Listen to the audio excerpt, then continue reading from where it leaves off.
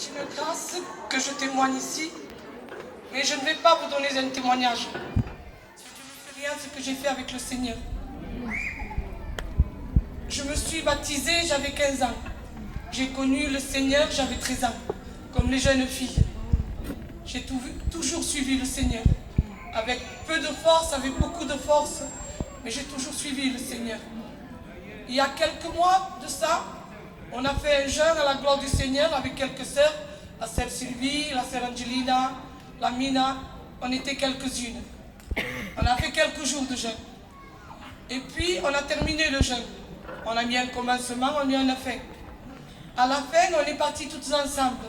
On est partis manger quelque part. On s'est assises toutes dans une table.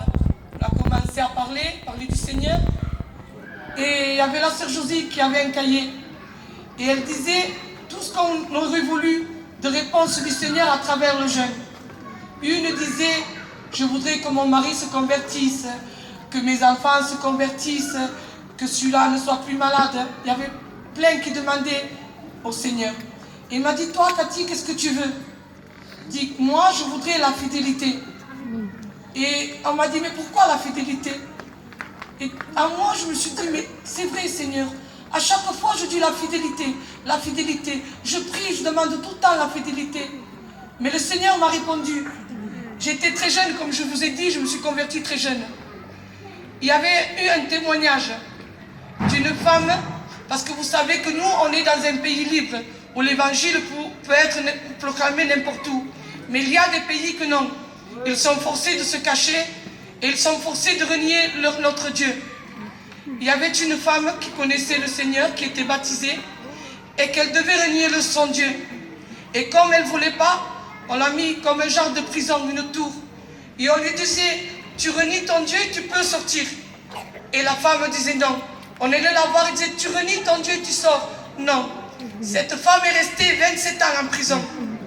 Et quand on est allé la chercher, elle était morte. Mais sur son lit, à côté de son lit, elle avait marqué, je ne sais pas avec quoi, elle avait marqué fidélité. Et ça, je l'ai gardé dans mon cœur. J'étais toute petite, mais je l'ai gardé dans mon cœur.